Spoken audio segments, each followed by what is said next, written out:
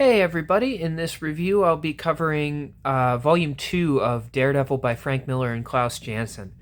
Um, this one starts off with Daredevil investigating a case of somebody who is going around and breaking into people's homes and attacking them, beating them up, and there is sort of a theory going around that it might be Melvin Potter, aka Gladiator.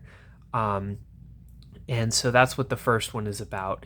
Matt Murdock, aka Daredevil, is kind of going in and investigating who this guy might be, if he is truly Melvin Potter, and if he is Melvin Potter, how did he get out of prison without Matt not knowing? So the next few issues involve a group of ninja called the Hand, and how Elektra, Matt Murdock's former lover, is tied to the Hand. She's basically an assassin at this point. And she gets contracted by the Hand, and then there's a hit put out on Matt Murdock. But given their conflicted past, Matt Murdock and Elektra, they used to be lovers. Elektra, of course, still feels some attachment to Matt Murdock and doesn't want to kill him. So there's a whole situation involved with that.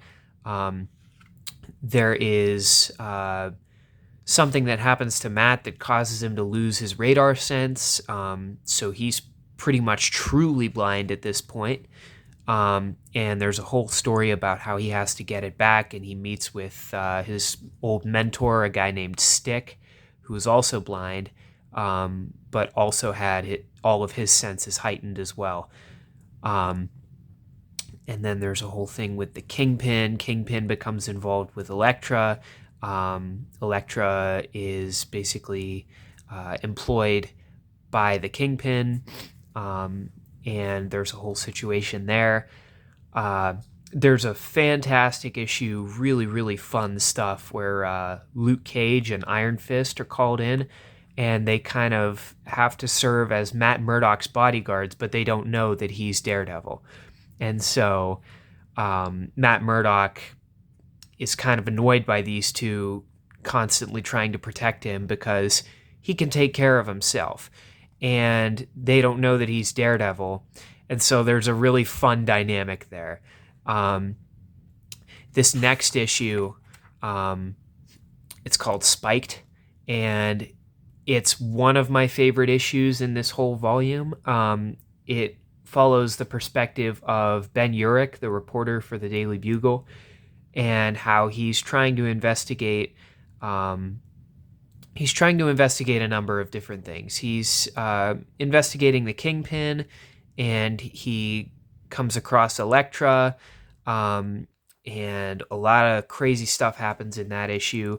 There's a whole big arc that leads up to a legendary showdown with Bullseye and Elektra. I'm not going to tell you how that ends up because it's genuinely really great stuff. And then Daredevil and Bullseye have a fight. There's a whole bunch of stuff that goes on, and then the Punisher becomes involved, Frank Castle, the Punisher. And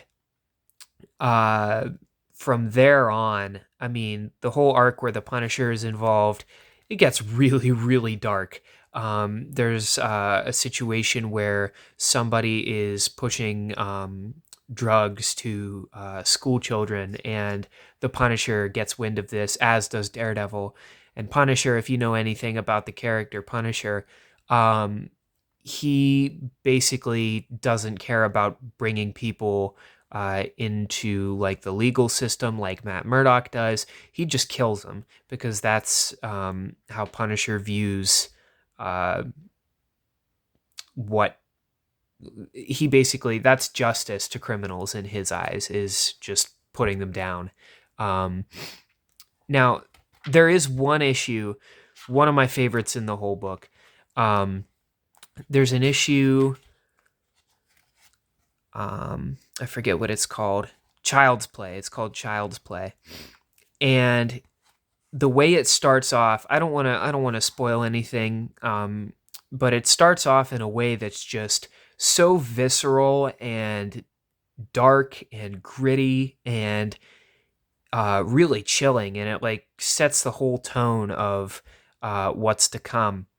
And the thing that really surprised me about this issue in particular is when I came to find out that it's co-written by Roger McKenzie, who did the first like 2/3 of the first trade paperback edition of Frank Miller and Klaus Janson's run on Daredevil.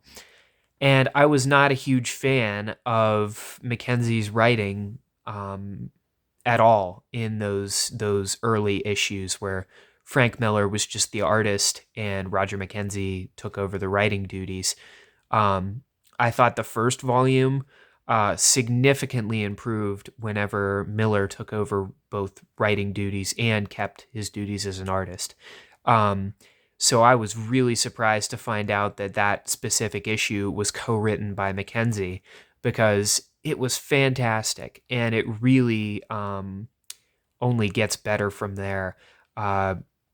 In the end, like this volume especially just completely outshines the previous volume.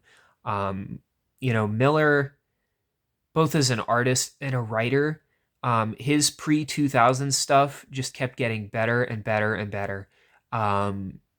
I think it reached its peak with Sin City, his series Sin City. But this, however, is really cool because you kind of get to see this is like some of the earliest work that he's done. His run on Daredevil. Speaking of the art, I mean, it's magnificent. I have come to really expect nothing less from Miller.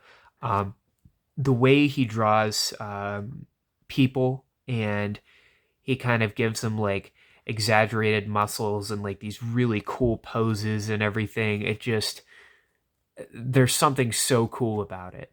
And he weaves in his signature sense of dark humor, and he keeps it fun and light while also not being afraid to get dark and gritty with it.